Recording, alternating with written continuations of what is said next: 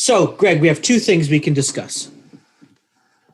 We can either discuss how you were a guest on another music podcast. Sorry, you weren't a guest. Yeah. You made an appearance of sorts. Yeah. You were the one that kicked one of Canada's top guitarists and producers to the curb. Or we can talk about Metallica. I think we should talk about Metallica. All right, let's talk about Metallica. So let's go back more than a decade, maybe, to start talking about Metallica. Yeah, 20 years. 20 years. So 20 years ago. Oh, at least 20 years. Probably close to 25 years ago. Wow. No, 20 years ago. There was a file sharing platform that, what was the name of it again? I always want to just say Spotify for everything. Napster, yeah. So there was a file sharing platform, Napster, that when you and I were kids, we were using to listen to music. Yep. And Metallica came to the defense of all musicians. Whether they wanted them to or not. Yep. Yeah. And said, no, you cannot do this. We're taking you to court. Yes. And I don't know how much money was spent. I don't know how long it was in court. Taking who to court? They were taking people to court, weren't they? That is correct. Yeah. They were taking their fans to court. Yeah. For sharing their music. Correct. On that. Now we're not going to talk about the sort of the file sharing necessarily, good, bad, indifferent, but that's what they did. And I don't think it went anywhere. I think they gave up, didn't they? I don't know about from the lawsuit perspective, but they certainly drove policy. They drove policy, right? So anyway, so Napster goes out of business. But yes, they drove policy, and what is the result of that is what's the name of that policy, Greg? It's like a cease and desist. DMCA. Almost. DMCA. Yeah. What does DMCA mean? Digital music. Digital Millennial Copyright Act. That's right, millennial.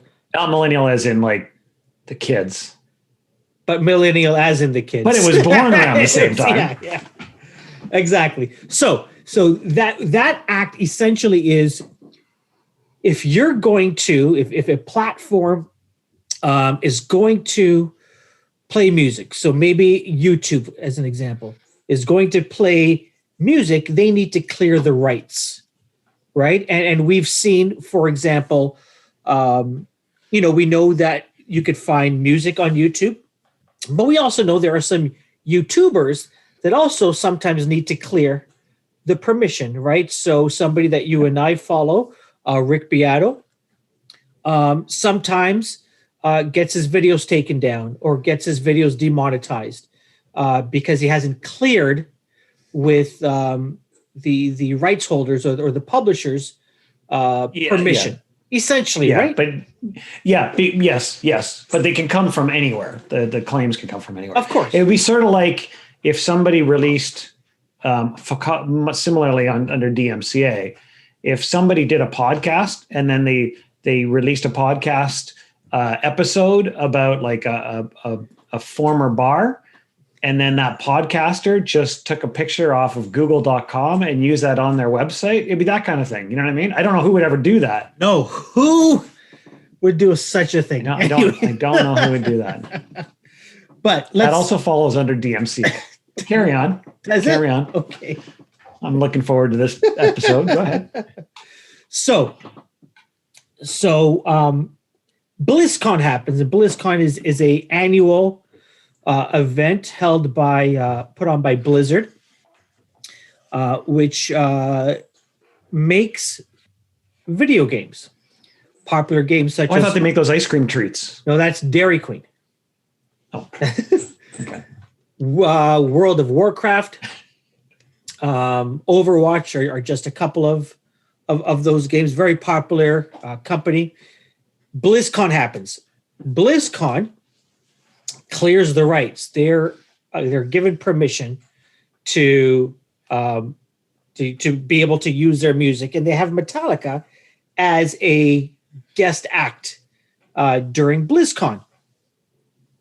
However, Twitch, which interestingly enough was formerly called Justin.tv, Justin TV, and for many people, our vintage, that's the site that you went on to watch live pay-per-view events if you didn't want to fork out $50 to $100 to watch Hulk Hogan slam Andre the Giant.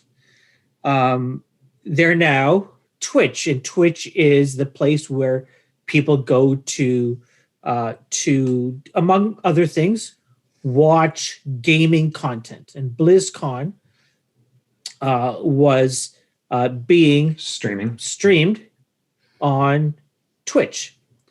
Yeah. Twitch didn't clear the rights, so as soon as Metallica starts playing, what happens, Greg? They smash cut to this.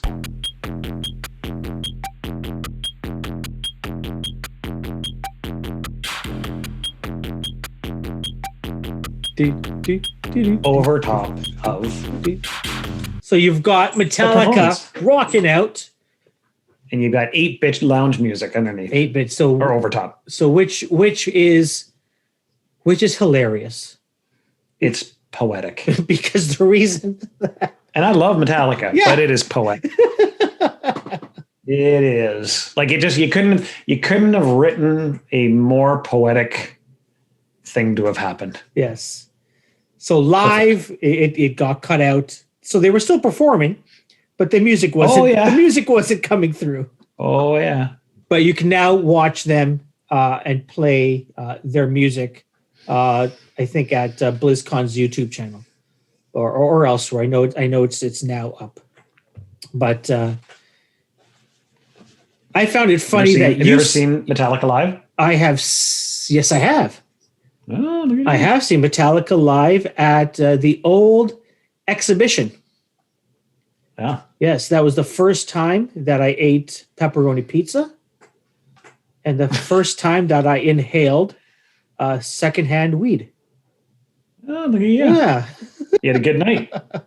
Yeah, that concert, it was a bunch of bands. I think there were 4. I can't remember for the first one. The second one was the Black Crowes. Love Black Crowes. Oh, beautiful. Love them. They were supposed to tour this past Yes, summer, that's right. The third band was Metallica. Yeah. Third band. Yeah.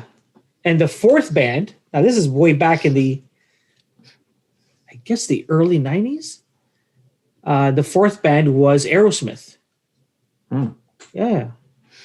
I went for Aerosmith. The majority of the crowd, the male crowd, was there for Metallica. And you and the female crowd were there for me. Aerosmith. Yeah. And the Black Crowes. Cool. That's cool. Yeah. I wasn't meaning to make a comment there. No. As I was saying that, it sounded really bad. It was funny, though, to see the crowd rush for Metallica and then sort of mellow out for Aerosmith. I still remember that. That was funny. And that's the pre-show. Beep, beep, beep, beep, beep, beep, beep, beep, beep, beep, beep, beep, beep, beep, beep, beep, beep, beep, beep, beep.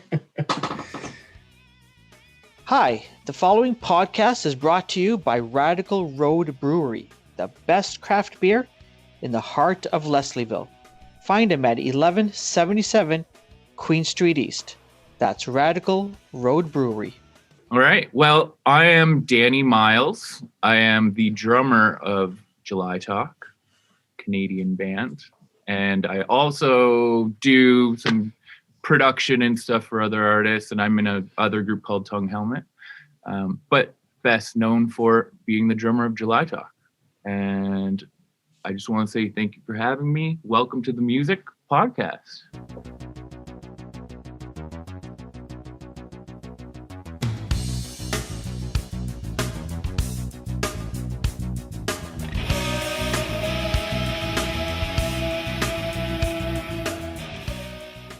Is there anything you don't want to talk about?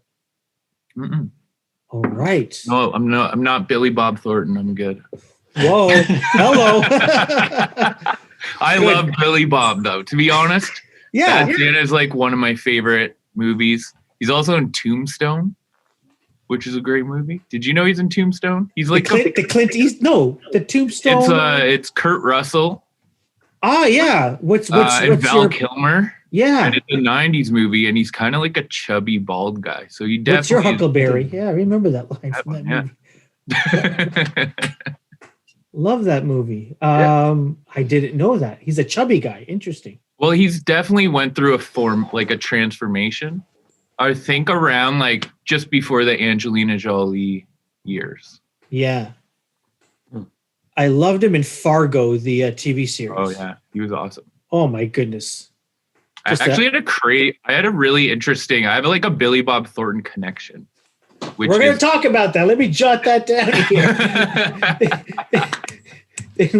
Actually, let me just ask you. It's a pretty cool story, really. Why don't we tell that story now? What is the Billy Bob Thornton connection that Dany Miles has with him? So it all happened because it was New Year's Eve, and we were going up to my roommate at the time's Jared Rab's parents' house, and they live in Millbrook, so like whatever, it's near Peterborough, so it's an hour drive or something. And Leia's friend needed a ride, and she had like a friend with her that I've never met before. It was a young guy. Yeah. And so my now wife and I are driving up. We have like a car full of people, and we're driving up. And this kid, he's like kind of like an emo kid. He's got like an Iron Maiden shirt on and really tight pants and like an emo haircut. And you're like, oh, this guy's pretty young and fully emo. It's hilarious. But he was like just telling all these funny stories in the car, and he's like pretty charismatic. Yeah. Kind of dude. Anyways, we get to the party. We're hanging out. There might have been a bit of magic mushrooms involved in this New Year's party. I hope that's bad. No, it's fine. Anyways, him and I like hit it off, and we spend the whole night together just like chatting and having such a great time. Yeah. And Leia was the one who like told me to pick this kid up. So then we go to band practice a couple days later, and she's like, it's so funny. Like, you just hung out with Billy Bob Thornton's son the whole night. And I was like, who? Billy Bob Thornton? She's like, Willie. I was like, he's Willie Thornton? And she's like, yeah. And I like Google it, and there's like pictures of him like hugging Angelina Jolie and shit. And I'm like, crazy. Kind of glad I didn't know that. Might have been a different situation. Might have been more awkward if you knew that. But anyways, he's a really rad guy, and we've stayed in touch, and I've seen him at like the Junos and where else. He's weirdly enough, his connection too is with Daniel Lanois, the producer. Yeah. So they must be like close family contact or something, because he was staying at Daniel Lanois' Toronto house or Hamilton house. I don't know, his studio. And so yeah, when Daniel Lanois played the gala at the Junos in Hamilton, and he was like, Willie Bob Thornton was part of his entourage. Whoa. Just, like, hanging out. So does Billy Bob have a Canadian connection? I don't. Well, I guess Daniel Lanois would be. He's probably they're probably just buddies through LA, I imagine, right? And I know like Billy Bob loves going to the Rainbow Room, and he's part of that whole Sunset Strip scene. So I'm sure Daniel Lanois has been out there a few times. But plus his music career and stuff. So I'm sure that, you know what I mean? Exactly. Yeah. I don't know. I wonder if if he produced Billy Bob's record or something. Who knows? Who knows? I don't know. I don't know. I've never listened to Billy Bob's music, but I know that you know what? Now you look back and it was Giangameshi, and so you don't feel bad that Billy.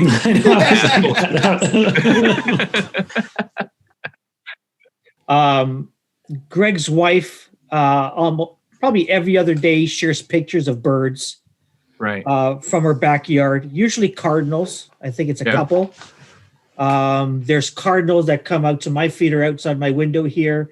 Today there were woodpeckers, the ones with the red mohawk. Yeah, I think which is hard to tell because there's two kinds that we get here that are very similar looking. There's a hairy woodpecker and a downy woodpecker. Downy's the one, yeah. Yeah, so they're a little bit smaller and like a shorter beak. And then the hairy woodpecker is a bit larger, but a little longer beak, but really hard to tell. Yeah. You know? So I know that I didn't say that in the intro, but I guess I'm also known for my bird photography. I know. Yeah.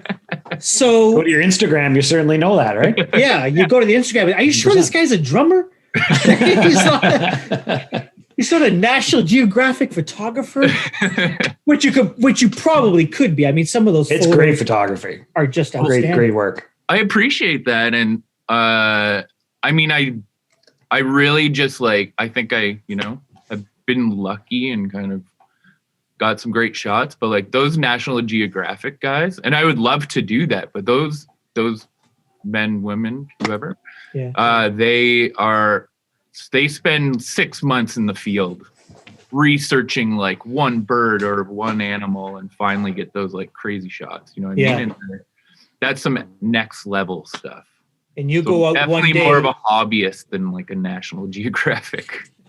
Although you got some nice photos of, I'm not too much of a bird guy, but I know there was one day you said, okay, I'm going to go get pictures of an owl. Yeah. And you went out and you literally got pictures of that specific owl. It was a snowy owl. Yeah. And it was New Year's Day, I don't know, 3-4 years ago. And I went to Tommy Thompson Park because I had heard there's snowy owls there. Yeah. And so I literally just it was minus 35 weather. I just got as bundled up as possible. And I was like, I'm going out to find this. And it was probably the third bird I saw. Wow. I saw like a red-tailed hawk. And I saw, I think, like a black-eyed junco. And then I saw a snowy owl. And it just chilled. It let me those first photos I got of the snowy owl were just it was sitting behind some bricks. So it was a really cool atmosphere. Because if you're at Tommy Thompson Park, there's all that washed up. There's bricks and metal and all kinds of things that look like I think it's a landfill basically. It's a construction material dump to create the. Yeah. So it was just a really cool platform for me to get these photos of this owl that just because they're more nocturnal, it was chilling. Nice. Eventually, you shouldn't bother these animals because eventually you start to bother them. But I did get a bunch of good shots, and then left it alone. Yeah. Have you ever gone up to the Manitoulin before? No. No. I asked you the Manitoulin up in northern, right? Yeah. Northern Lake Huron. So we've got a place up there. My family's from up there. Amazing. And this past year, I guess last year, my wife's a teacher and she took last year off. And so with the whole COVID thing around whatever, when Doug Ford opened up Airbnbs, but wouldn't let us go up to the cottage, we're like, screw this. And so we packed up because she was off and we headed north. And when we got there, there were two loons and the loons meet for life and, they keep coming back. Mm-hmm. And then all of a sudden we started seeing something on their back. And then we saw another thing on their back. And so we just spent the last year until we had to come back because she went back to teaching in September, watching these two loons bring up these two babies, which apparently two doesn't happen. One might happen in 10 years or whatever it is. These two loons had two babies. So we spent I got goosebumps because and so to Kareem's point, my wife has, I don't even know how many hundreds or thousands of photos. And so she's an avid bird photographer. She loves it. Yeah. She's not. Yeah. Yeah. She loves to take pictures of. Would you consider her a birder? For sure. Yeah, more than me, for sure. Are you I love you're by association? Did you get in birds as well? Because I've always loved birds. Around our cottage, we've always had the hummingbird feeders up. Even when I was a kid, my mom had all the hummingbird feeders and for the orioles, the oranges, and we did. We always try to get as many birds around. In fact, we'd be recording last year. What if I don't know, whoever we were recording? I think it was Sass Jordan and Kareem and Sass are like, are those birds I hear? Like, yeah, and I'm inside the cottage. It's amazing. That's Anyway, amazing. I'm only saying as a birder, you would love it up there. Just Yeah, I definitely need to check it out for sure. Yeah. There's so many spots I need to go. I really need to, I mean, eventually I really want to like, right now I'm really focusing on music, and like I have a new house and a new wife and a new dog. It's really taking up a lot of my time for the birding thing, but I feel like I have many years to really explore that hobby. And who knows, maybe I'll become a National Geographic photographer. There you go. Exactly. But you had a good segue back into the fact that we're a music podcast. So. Yeah. Right. Wait. Oh, yeah, that's right. That is right. Well, actually, did this hobby of yours get started while you were like on tour? Was it one of those, you're on tour, you're bored somewhere, so let me just go out and do something? Like, yeah, it was. I mean, it's funny because so in my opinion, it started. I've always loved animals. I've always like been into animals and stuff in nature. And I'm a big like hiker. I love walking. I'll walk, even if it's just like city walking, I'll walk for 20 kilometers, like something like that. But so I'd be on tour, and we used to tour for like, we were almost on tour for 5 years, like nonstop. We would come home for maybe a couple weeks or a month and then like be back out just nonstop. And we weren't doing like bus tours. We were doing like van, like hardcore tours early on. We do like more bus stuff now, but so you kind of get like, you need your space. So what happened was I would like wake up in the morning and just like go out and hike. And I would just be out like walking around by myself, listening to music, whatever. And this one day in Florida, I can't remember which town, it was the outskirts of some city. I was just walking around this suburb neighborhood, and there was 2 sandhill cranes on the front lawn, which are like beautiful birds, big birds, kind of like compare them to like our egrets kind of thing. Yeah. And so I just watched them for like 20 minutes and then they flew away. And I was like, that was really fun. Maybe I'm into birds. And so I just started like getting this idea that I was into birding, but I was like, I'm not going to tell anyone. They'll be weirded out. So I didn't. And then we like did a bunch of American dates up to Montreal. And when I was in Montreal, I like bought my first field guide on that tour. And I was like, I'm just going to go for a walk up the mountain and like see what I can find with my book, like whatever. So I just secretly was starting to bird. And then my mom, and then I was like, I want a camera. My mom got me like a Canon Rebel for Christmas the next year. So I started doing like some photos. Not a great camera.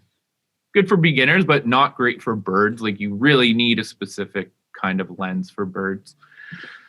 But I did some of that and I posted them on Instagram, and then I like, as a joke, put hashtag drummers who love birds. And it just became this thing that like people thought was hilarious, or like they really like kind of, I guess they were fascinated that as a drummer, I was doing this, because it's more common now, I feel like, in a way, for young people to be birding, as far as I can tell. But like that, like 4 or 5 years ago, it was like a little weird, I guess. So yeah. And that just motivated me. I was getting some attention on Instagram.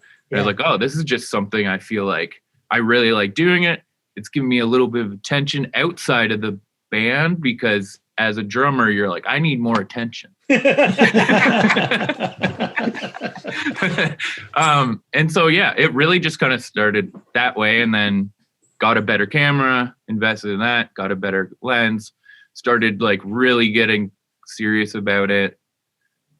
Like took a photography class, did all that stuff. And then Vice did a doc, like a mini documentary, like a 6-minute mini doc thing that was like pointing out like the very like different sides of like what I was doing. So at night I was like being this like rock drummer and no partying, and then like getting up and like going out birding, which helps with the hangover for sure. There you go. But nice. So yeah. And that was a little bit like poking fun too. Like they did it in a really like clever way, as Vice does. Like it's like, yeah, look at this guy, it's hilarious. You know what I mean? but not too much that it's offensive. It was just well done. Nice. Yeah.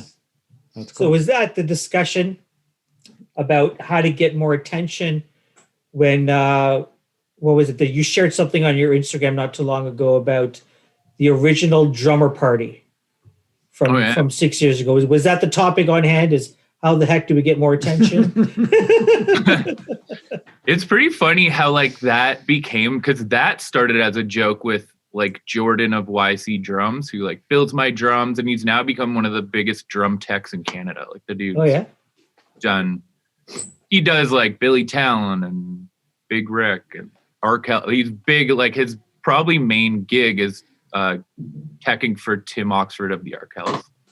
So that's kind of like how Tim actually was the first one to play his drums, and Jordan he kept bugging me. He saw July Talk play, and he was from Ottawa. We opened for Matt Mays early on in Ottawa, and Jordan used to work at a venue like slugging gear. And so he helped carry the gear in. Saw us, and he was like, you should play. Like, I'm starting to build drums. You should play my stuff. And then I was like, okay, dude. Yeah, you're like a kid. Because he's young. He's still pretty young. He was probably like 20 years old. And I was like, okay. And then he kept bugging me. And then he took me to go see Arkels play at Adelaide Hall, and Tim was playing his first ever drum kit. And it sounded amazing. And I was like, okay. Yeah, give me something to try out. And so he like gave me snares. And so I started with some snares, which weren't great because snares are really hard to build. He's really great now at building snares, but then they weren't the best. So I still didn't go with them. But eventually I like was just like gave in, and he built me my first kit, which is the kit I have in this room. And it sounds amazing. It's very like vintage sounding. That's what's so beautiful about his drums, are like handmade, vintage sounding. More of like a 60s, 70s style. Nice. Thing. So I really love the sound of them. Where was I going with this? The drummer party. Yeah. So I got very sidetracked about that. I apologize. Yeah, that is cool. So yeah, we just like, as a joke, I was like, we should just do a drummer party, like drummers only party. And that's what we called it first. We were like, drummers only party. And we just invited all our drummer friends. We had it at my apartment, and Peter, like singer of July Talk, lived with me. Like we lived together. Yeah. But he wasn't allowed to be there. And then all of a sudden it was just like 35 drummers. Like that picture wasn't even all the people that showed up. It was just like 35 drummers in this like little apartment in Toronto, but like so fun. Wow. Everyone had the best time. And you were just like, what? Like the drummers we had there, like Jeremy Taggart from Our Lady Peace and Josh Traeger from Sam Roberts. That year we had Andrew from Sloan, which was funny because when he showed up with his dog looking all tough, like he's in that picture, you can't even tell. But every drummer in that room was like, oh my God, that's Andrew, like from Sloan. Oh my God. And they're all just like freaking out, all the young guys. Yeah, we had like a lot of young, like Zach from Pup and Tim Markells and Paul from Rural Alberta Advantage. Like the list goes on. Jeremy from Strumbellas. I'm missing a million of these people. But yeah, and so we did that first year of success. Second year we did it at Tim Oxford's like condo party room. Yeah. Which wasn't as great an atmosphere. So then the next year we started doing it at bars. So we did it like Red Light, which was rammed. I think we got like 60 or 70 people. Last year we did it at Dine Alone Records. Yeah. And now we also allow now wives and whoever partners to come. And so there's like 80 people, 100 people. It's just wild. So this year would have been 6 years, I think, or 5, 6, something like that. That is awesome. That's cool. So Greg used to be in a few bands in Toronto back in the 80s and 90s. What bands? The last band was called The Life. Cool. And what kind of music was that?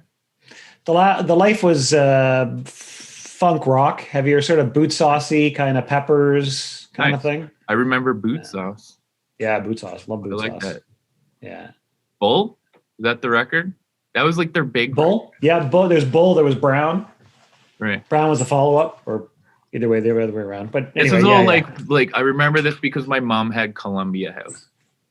We did remember that? Everyone had platinum records. Oh yeah, oh for sure. Because they shipped them platinum. For sure. That's true. What was your other groups? There was International Boundaries. We were INB. We were managed at that time by we were with Jake Gold back when the Hip we were sort of practice mates with the Hip back in the day, and Vis-a-Vis, which is another sort of new band or whatever, new wave band, 80s band kind of thing. And cool. Yeah. That's yeah. Cool. I don't know where he was going with that. I've met Jake at was he on Canadian Idol? Yeah. I met him at the Junos one year, but the Hip guys, like Rob Baker, we know really well. He's like a big fan of, I'm not going to put words in his mouth, but he apparently is a big fan of our band. Comes to a lot of shows. Nice. We recorded at Bathhouse. He hung out for a bunch of times. It was really cool because like we were recording a song and it was like we needed an acoustic guitar, and Rob's just like, "Oh, Ian, just wait. I'm gonna go down to my, basement of guitars." He like brings up this acoustic guitar. He's like, "This is the one I played on I Have by a Century." Like, nice. Cool. Wow, that's awesome. That is nice. Awesome. So the reason I bring up that Greg was in a band was that he had the honor of firing Mike Turner, who went on to co-found Our Lady Peace. Nice. So Greg, we always bug Greg that he's the guy that fired Mike Turner. But so do you know Mike Langford, drummer, producer? I know the name. Yeah.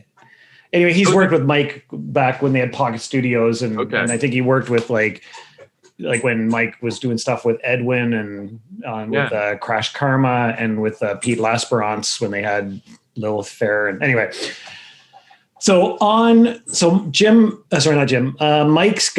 Mike Langford has Mike Turner on his podcast today. And up until now, anytime this guy's ever brought up about Mike, I have always said, we parted ways, and, kind of like, we parted ways. Well, I'm watching this. It's like 2.5 hour discussion. It was quite interesting. You'd probably dig it because it got a really lot into production as well. Cool. Sharing their production experience and that.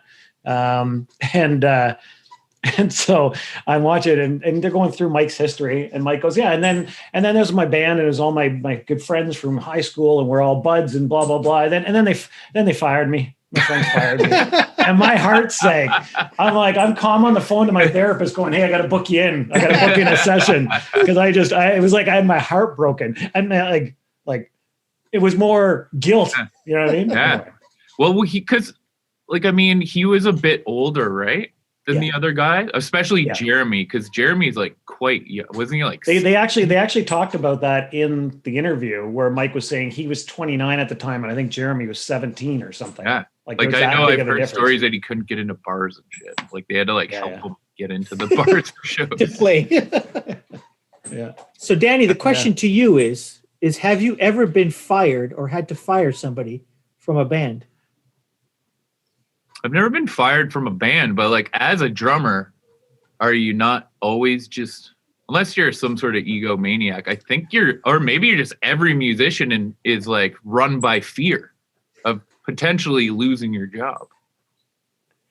But I'm telling you, in this discussion that Mike had today, they were saying, you can be an okay band and you have a great drummer and you're a good band. Yeah. You can have the best musicians, and if you have a shit drummer, you've got a shit band. It really went deep into that today. It was really interesting. Well, it is in a way it's really interesting. And it really, how you define a good drummer is different in different people's opinions. Yeah. Like for me, I define a great drummer as someone who's like really playing to the song, keeping the tempo, not being flashy is really awesome if you are playing that style of music and you are that good. But you see so many drummers that just overplay, and you're like, you didn't need to do that fill right there. The only reason you do that fill is to prove to yourself that you can do that fill. And so like, it is funny when you think about like people diss Ringo all the time. I think Ringo is like he's not the technically best drummer in the world, but he's an amazing feel. And he was great for the Beatles. If you had Neil Peart, who's far better technically, playing for the Beatles, it would be a disaster. It wouldn't be the same band. Yeah. Yeah, for sure. I think that's right. Yeah, it's funny. It's like, was Meg White a good drummer? Not really, but she definitely had a style, and she definitely worked with Jack very well. It's perfect for the band, perfect for the music. Yeah. And it's probably the best thing he ever did. He's had some really amazing players after the fact. I really love Raconteurs, and I love his solo stuff, but White Stripes might be the best thing he ever did, really. Oh, for sure. Mm-hmm. Arguably, yes. How did you get into drumming? My dad was a drummer when I was growing up. And so like we had drum kits around, but he was more of like a hobby. He had he was in a band called Landslide. He was like, I'm from London, Ontario. And so I think their biggest kind of moment was like opening for the Headstones. They were like a 90s. All right. Sure. Early 90s band, you know what I mean? But my dad was a reporter. So it was funny. Oh, yeah? They just put out this, it's on YouTube. If anyone wants to check it out, Landslide. I guess if you put in like Landslide London, Ontario band, it might pop up. But there's a whole documentary that they just released now that my dad had done because he worked for the TV station. He had these cameras, and it's kind of wild at like how much better a job you can do with your iPhone now than you could with like actual gear back then. It's just funny, but it's really fun to watch. And I used to just go to like band practice with them, and I'd like sit outside the room where they're all jamming with like the lawnmower headphones on, soundproofing headphones, and just like listen and sit there. And then like at the end of practice, they would like let me come in and play their songs. So that was like kind of how I started doing it, but didn't really take it super seriously until maybe like 17, 18. And then still I'm just like, I'm self-taught, and I actually feel like right now in this moment, and a lot to do with it is because COVID and because I have drums in my house, I feel like I'm like in the top shape of drumming I've ever been in. So. Interesting. Do you remember the first band that you played in? Yeah, I mean the first band, and it's funny now because I do a lot of hip hop production as well. Like a lot of this stuff is for like producing hip hop. And Tongue Helmet, who I mentioned, is a hip hop group kind of in the Beastie Boys-y world with this guy Tim Wallace, Timbuktu. And that was my first group with him when I was like 17 and he was 19. I played drums in their hip hop group Tool Shed. We won a London Music Award. That's right. And then my next band was this. Then like the Strokes came out and stuff like that, White Stripes, the Hives, and so then I would like it was like guys in the city that I didn't know well, but they knew I was a drummer, and I think one of the guys DJ'd for Tool Shed for a little bit, so they're like, this guy, he's a good drummer, we should give him join the band. And then I like joined the band, and the band was called Howl at the time, but it then was called The Job. And it was actually like a pretty amazing band. It's just the egos. A band just isn't all about how good the band is. It's about personalities in the band. Ah, yes. You got to be able to get along. Actually, like maybe over the music, it's a lot about that. Yeah. So that band was like kind of Buzzcocks meets like the Hives. Like it was pretty fast and punky, but like still kind of technical. Like when I listen to that stuff now, I'm like, I don't think I could play it. It's so fast and so like spastic and crazy. Huh? Was Peter in that band? No, Peter was in the next band and how July Talk kind of started. So I got hired after The Job broke up to do play drums for this band Mohawk Lodge with Ryder Havdale. And he had also hired Eamon. He was also like, Eamon McGrath was an artist on his label. He had a label called White Whale Records, and Eamon's from Edmonton. And Peter, our July Talk singer, is from Edmonton, and he grew up with Eamon. So Ryder got Eamon to play in Mohawk Lodge, and then Eamon got Peter to play like keys in Mohawk Lodge, and then Ryder got me to play in Mohawk Lodge, and we went to Europe on a tour, which was just like a crazy. There's a book written about it. Eamon wrote a book about it. About the tour. Yeah. Here it's called. But I'll look it up. It's like Warsaw to Berlin or something it's called. But it's his Eamon McGrath's first book. We all have fake names in it, but it was just kind of like a crazy tour where we had no money, no food, just like had a van, played every night, never had a place to stay. So you had to like meet people, or you like slept anywhere you could. It was just like insane. But then we like got stranded at Heathrow Airport for 4 days because of like a sprinkle of snow. And so we weren't necessarily getting, like, Ryder got he was a bit older than us, and I think it took a toll on him, like how hardcore the tour was. Okay. We were all like a little younger and like punk rock. And so we were just like, we should start our own band. And Peter's like, I got songs. And I met this girl, Leia, and we should just start a band. And so we started July Talk. And Peter and Leia had already like done a couple things together, I think, like maybe a couple demo-y things. Yeah. And then Josh, the bass player, Josh, was he is in Vulture Culture Films with Peter. So they have like a film company together that makes like music videos. Yeah. And Eamon was our first guitar player. And then because of his solo career, he left, and Ian, our current guitar player, Ian Doherty, came in. Interesting. Greg, who else? Was it your brother's band that won a London Music Award? They were actually just inducted into the London Music Hall of Fame. London Music Hall of Fame. A couple of years back. I might know them. What band? Zool's Evil Disco. Oh, well, I've definitely heard of them. I've never seen them. They're they were. When was your dad playing? Around what time? I mean, he would have been from 92 to 96 or something. Yeah, so I guess Zool's would have been probably, if I think of me, maybe 91. It was definitely like around. I remember like Smells Like Teen Spirit came out, and he had already been in the band for a while, and I like got it and showed it to him, and he was like, we should cover it. Zool's would have been sort of late, I think mid 90s to early 2000s. Okay. I would say.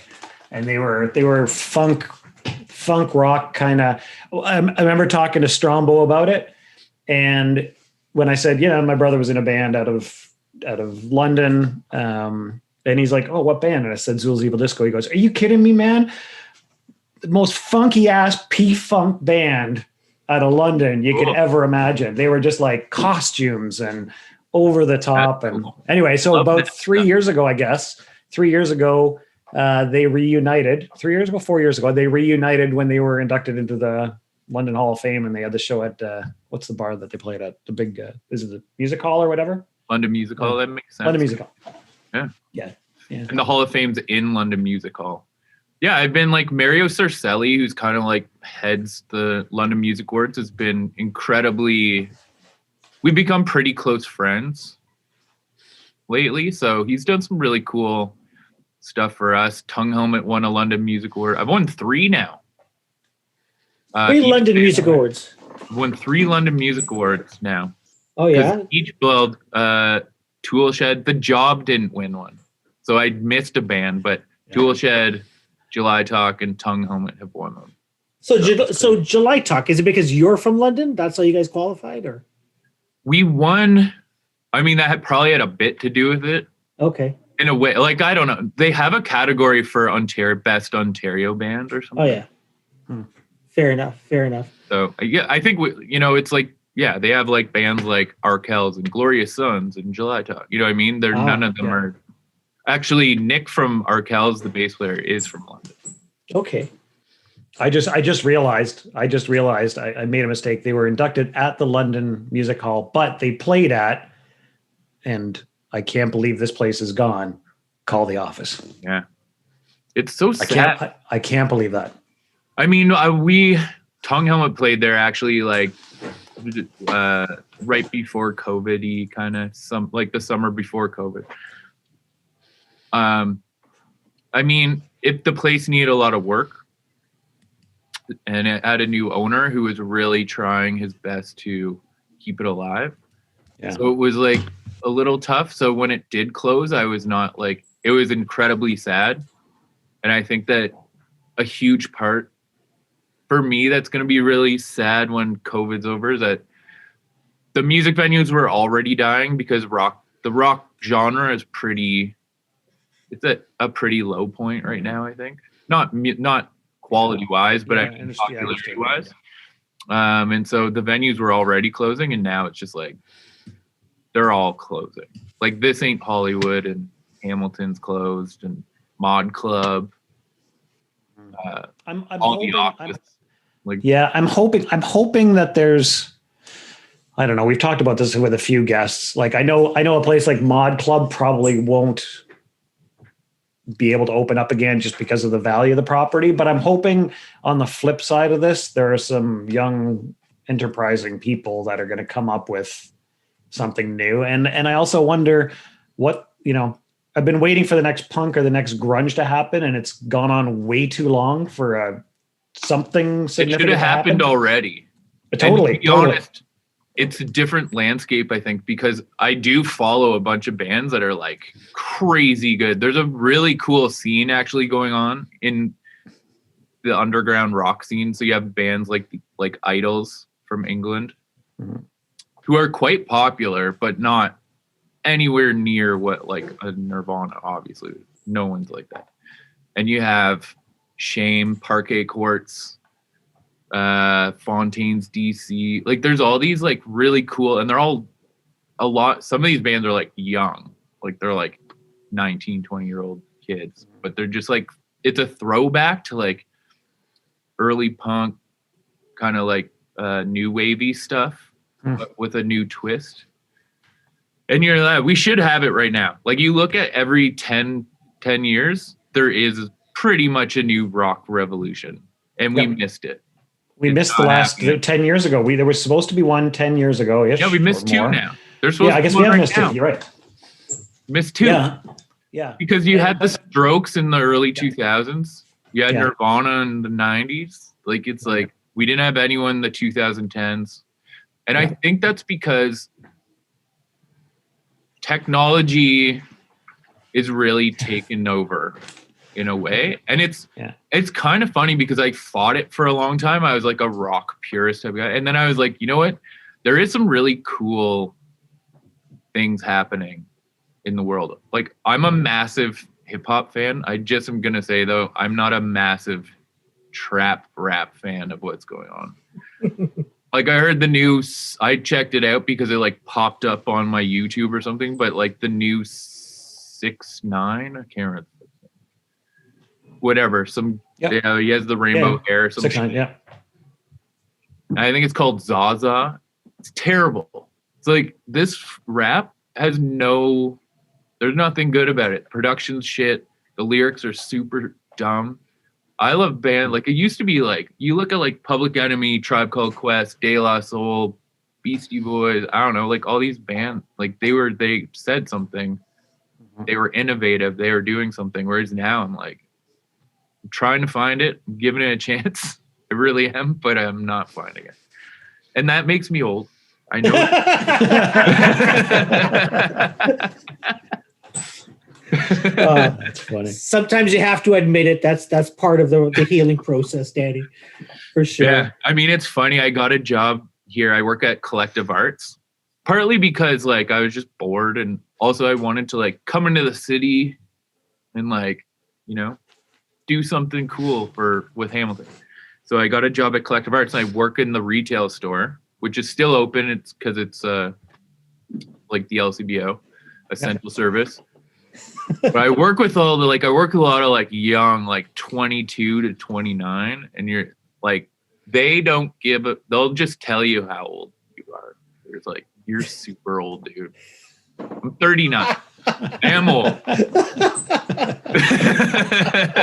But it's just like, should I still work here? Am I too old? You gotta fight. I'm not too old.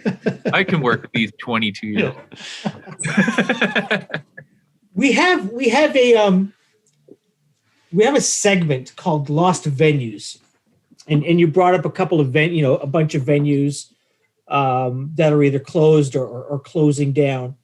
I'm wondering, Dany, is there a venue, maybe back before the July Talk days, or maybe early July Talk days that, I don't know, you loved playing at, that had, there was something special about it, that's no longer on the no longer on the scene anymore? I have many. Yeah, I can go back to London and like the job days. There was the Brunswick Hotel, just like a dirty dive bar, but it was known for like punk. Like London had a pretty crazy, I'm sure Greg knows, like had a pretty crazy punk scene in the like late 80s, early 90s. I think even like mid 80s. Like you had punk bands like Bad Brains and stuff apparently come in. You know what I mean? That's pretty crazy. They would come to London because it was like a punk rock city. So you have all these cool venues like Brunswick Hotel, closed its parking lot now. The Embassy, which is in London. We have one in Toronto, but the Embassy Hotel, which is another like dirty, trashy bar. I saw a lot of really cool shows there and played a bunch of shows there, and it's gone. It burned down. Might have been a like insurance thing. Might have been like a biker thing, a Hell's Angels thing. I don't know. Toronto, the Silver Dollar with like Dan Burke. That was like I've been in like way more bands than just the bands I've mentioned. Those are just the ones that kind of made surfaced. But I've played with a lot of people, and like Silver Dollar, even July Talk played Silver Dollar, The Job played Silver Dollar. I was in a band, Grassy Knoll and the Magic Bullet, Invasions. Like it was just like I was always at the Silver Dollar and saw a bunch of shows there. Tell us about the Silver Dollar. Where was it? College and Spadina? College and Spadina. Right on the corner. And it was just like a scene there, because it's really close to the Kensington Market had a scene when I first moved to Toronto, and somehow I moved before all my band members in The Job moved, and I didn't have a lot of friends, but I was dating a girl, and then she was part of this Kensington Market scene, and I met all these people, and because I played drums, they were like, "Oh, we need you to play in our band." I was like, "Cool." So I started just playing in bands in that scene, and like very wild, very different than what it is now. I mean, there's still a little bit of an underbelly, but it's a lot more like commercialized now, I feel like, when I go there. But yeah. And so Silver Dollar was just like across the street. So we were always playing there. And it was just like a crazy scene. I remember, and Dan Burke, who is like probably one of the greatest promoters, he'll go down in history for sure in the Toronto music scene. He was a wild man. Then he went through ups and downs for sure. But a great guy nonetheless. What kind of place was it to play the Silver Dollar? Like what kind of ambiance? What made it a great place or a bad place to play in your opinion? It was always a great place to play. It was one of those places where like the bar, so the stage, there wasn't a lot of space. It was kind of like a wide spread out room rather than like a long narrow room. So everyone was like at the front of the stage, and then there was the bar, and then behind that there's a wall, and then it was like where all the pool tables and tables were. So people could go sit back there if they wanted, but when a band was on, everyone was like hanging out on the floor. And I mean, if you had 150 people, it was probably pretty rammed, and it got really rowdy. It was just like a crazy time. I saw this musician. It's a pretty legendary show if you're into like the maybe like 2008 garage rock scene. And it was like this artist, Jay Retard. maybe not an appropriate name nowadays, but at the time it wasn't as a thing.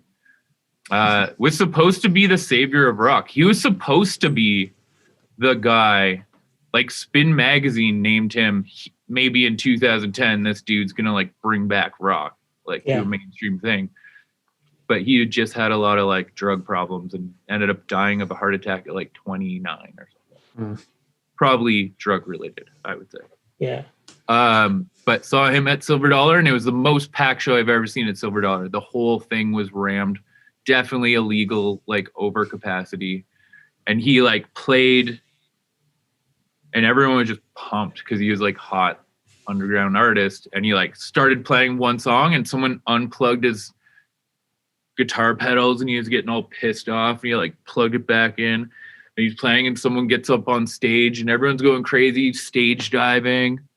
And another guy gets up on stage, and Jay like grabs the guy, rips his sweater, and just goes boom, and like punches him, like knocks him back into the crowd as hard, like punches as hard as he can. And he's just like, fuck you guys, I'm out of here, you suck. And literally it was like one song, and everyone just like, what? And you know there was a riot. And the next time Jay came to Toronto, I went and saw him, but there was literally like 20 people there. Jeez. Like that just pissed everyone off. It was like baby stuff, but a lot of memories there. It was kind of like was my early Toronto scene. Thanks for sharing that. The first July Talk concert I went to was I'll call it the co-headliner you had with Arkells at Budweiser. Right. A few years. I still have the cup. Is it still light up when you hear Arkells? It doesn't. No. Hell, Arkells. I'll let them know. I'll text them. Let them know. Yeah, it's broken. What the heck? What the heck? But I noticed, that's when I first noticed. So two things I noticed at that show that I've seen you guys do. There were these notices outside of the venue about, respect each other. Yeah. And when I first saw that, I go, oh, that's interesting. And I didn't connect it to July Talk. I connected it to, Budweiser stage. Okay, pretty cool. And then it wasn't until I went to the second show I saw you guys you did a 2-night headliner at Massey Hall. 3 nights. Was it 3 nights? 3 nights. Oh, that's one of my highlights. 3 nights sold out at Massey Hall. I'm not going to interrupt, but that was... Not to brag, but that's pretty cool. my wife and I went 100%. To that, and it was awesome. It was an amazing show. But you guys had the notices there as well. And I go, oh, this is a July Talk thing. So I wanted to ask you, like, how did that get started? Why is that important to you guys as a band? Well, I think like it was Leia wrote it, and we wrote that pretty early on. And to be honest, I think it was just like an accumulation of a bunch of events. She was mistreated by men at shows. She was objectified. One that really stands out that like you could maybe find, it went viral actually. Maybe find a clip, but like we were in Buffalo playing the Townhouse, the town hall. I think Townhouse is in Sudbury. Town Hall, something like, but pretty big venue. I'd say, 500 people. And this dude, we're playing Rationed Well, so it's a quiet song. And some guy just like yells out, "Show us your tits!" While she's like in the middle of singing. She's like, "What? Excuse me?" And she fucking intelligently shamed this guy out of the venue, and everyone turned on him. It was just like a really big moment to be like, she's not here to show you her tits, dude. Yeah. And have you ever listened to the lyrics of a July Talk song? Because clearly everything we're about is like that type of like respecting genders, respecting minorities. You know what I mean? It's gone even further now, but like, especially early on, it was a lot about gender. Like it's always been. That's the role playing kind of thing that they've always done. And so they push those boundaries with the lyrics. And that actually, to be honest, carries over into I learned so much early on touring with them, like being in a van with them and being with them for 24 hours a day. I learned a lot by making mistakes and learning like I'm not, you know what I mean? I'm saying my language is wrong. My opinions are wrong. I do come from London, Ontario, which isn't necessarily the most like open-minded city all the time. And so there was just stuff that was like ingrained in me that I didn't even notice I was doing. So and it's like obviously it's still a learning process, especially like right now, it's a massive thing. But I will say, like when the Black Lives Matter thing happened, it wasn't like, I think it was a wake up call for a lot of people. Yeah. But that wake up call for me, and it was a wake up call for me, I'm not like downplaying it, but that wake up call for me was happening for the past 5 years before that. Like we were having those discussions far before that was happening, because it's been happening for so long. It's not new. It just happened to be a social media like phenomenon, the trend thing, which was sad in a way. We also had written a song 2 years ago, probably, called Champagne, which is now out on our new album, Pray For It, which we weren't sure if we could really put it out because of the subject matter and us being like white privileged people. But we wrote it with Kyla and James, who are two Black people that are very close friends of ours that are like incredibly intelligent, amazing artists. So we like wrote it with them and really like talked about those issues. And that was like 2 years before Black Lives Matter. And it was already going to press. And we were like, is this going to look like we're taking advantage? Like, it was just a really confusing time. And we're very proud that it did come out now. Mm-hmm. And it's like a really powerful song. And we played it on Canada Day with them. We did the Elmo combo and they like talked about it, saying the rehearsals were really hard because they were having a tough time, like in the heat of Black Lives Matter. Anyways, it's all really interesting, like the adventure that that July Talk has taught me. It's changed my life, like for more than financially or anything. You know what I mean? It's like really changed me as a person.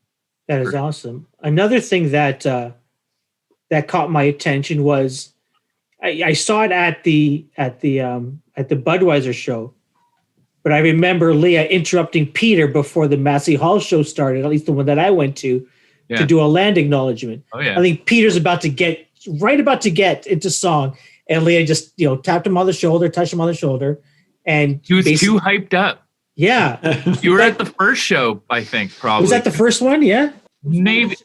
I can't remember. We planned, like Leia does a land acknowledgement before every show. Yeah. Which is really important. And so he just forgot. Yeah. I noticed that, but it was. He gets pretty. Oh, for sure. I can't. I think after the first song, he's sweating bricks. How did that sort? Is that part of this? What Leah and Peter, bring to the band, and what you guys bring to the band is, it's more than just a rock band. It's you guys are sort of, you sing about social issues, social consciousness. Yeah. Is that just part of the ethos of the band? Yeah, I mean, I really think that like Peter's mom was a very left-wing journalist growing up, and like she's, you know what I mean? Like she's always had those views and brought Peter up that way. And Leia, weirdly enough, Leia and I both have parents that are like big conservative party type, you know what I mean? Like Leia's dad works for The Sun, and I've met Leia's dad, yeah. And my dad works for Doug Ford now, and it's just he used to work for Jim Flaherty. And so we're both like, it's funny that especially her, like she's just really like, she researches and she's really passionate about it, and it's huge, and it's really interesting. It's there's been a lot of learning, and then teaching on top of that is like, because I've been taught so much from them, I get to go and pass on some of this knowledge and language, like stuff that I've learned That's really one of the things I've always I've been a fan of July Talk for a while. I just love your music, and so one of the places I've gone to sort of keep on listening to music is YouTube, and so I watch the videos and I'm going, these are all in black and white. Yeah.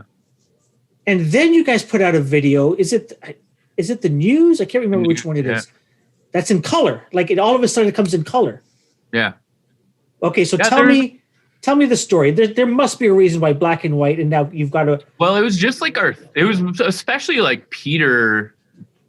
Peter's like a very like visionary type of guy. Like he works harder than anyone I've ever met and he always has. From like him and Eamon, I was inspired by them when I first met them. I was like, oh, you can work that hard at art? Wow. That's crazy. Like, because everyone I was hanging out with was like, well, this is just like, we go party and play music and like hit on girls. And it's like, well, these guys are like, we're going to do this for a living.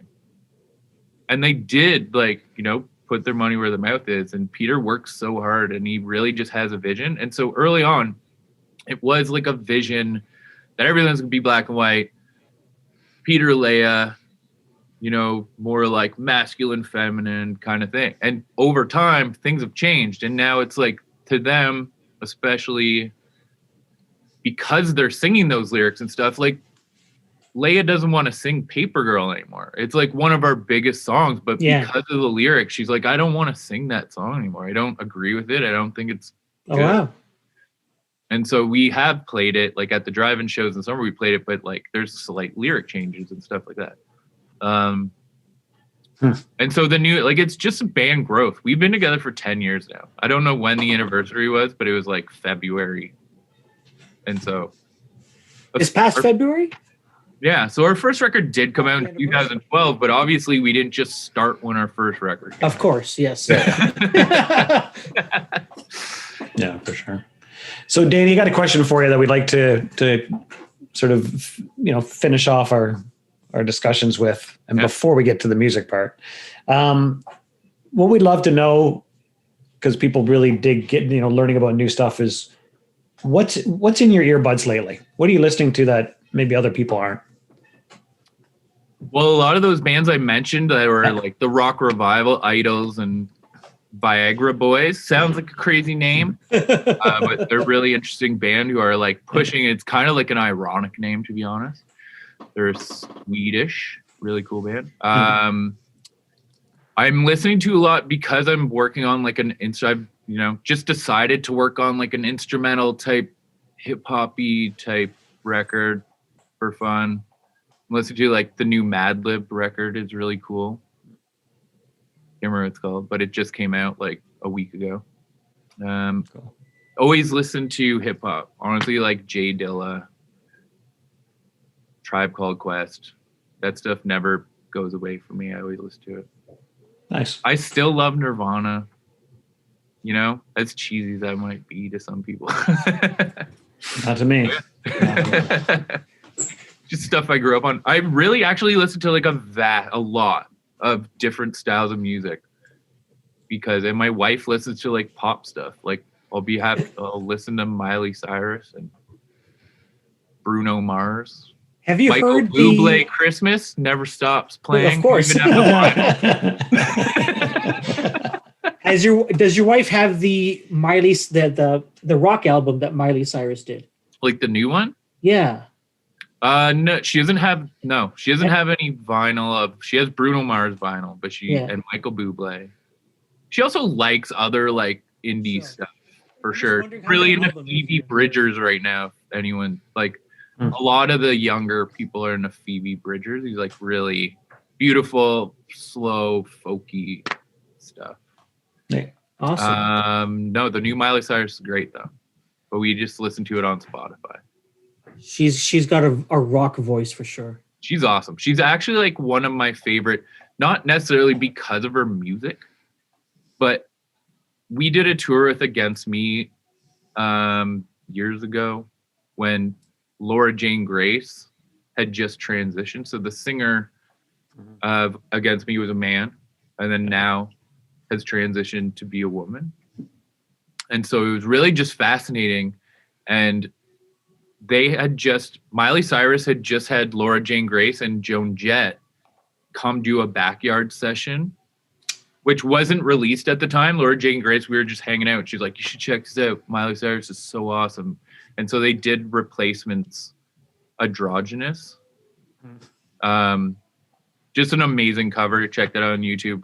But yeah, Laura Jane Grace did like, Miley Cyrus is like one of the nicest, greatest people around. And from then on, I was like, she's really cool. And then her and Wayne Coyne had a weird, Wayne Coyne from Flaming Lips had this like weird, where they became this intertwined artist. You're kind of like, is there, because he's much older. It's like, what's going on here? I don't know. But I think it was just fully like this art type of thing. Anyways, I find her fascinating. Awesome. Another fascinating person I find, Adore Delano, who is from RuPaul's Drag Race. Oh, yeah. So she's a drag queen. Was on American Idol originally as Daniel. I can't remember what his last name is. But yeah, just another like, and makes music that I like can't really listen to, but just as like an artist, I'm like really cool. And like a social media presence, just really fascinated by that kind of nowadays sometimes. That's really cool. Do you tell your young kids at Collective Works that you're not that old? I will. Tell them Kareem said that. I think they think I'm cool. They just like to give me a hard time. That's what I like to believe anyway. There you go. That is awesome.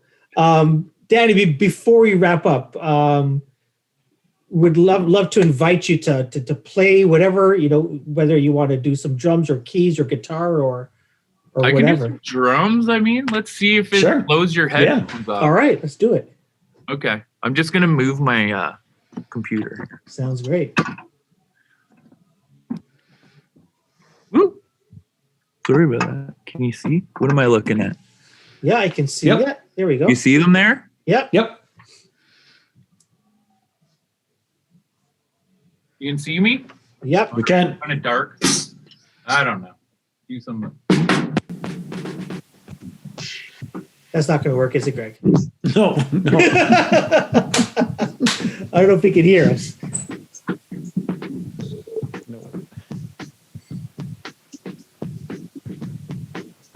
This is like Metallica. Gosh, full circle.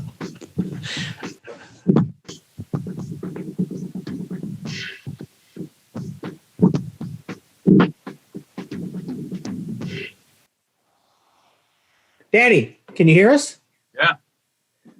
I think what happens is because it's too loud, we hear nothing.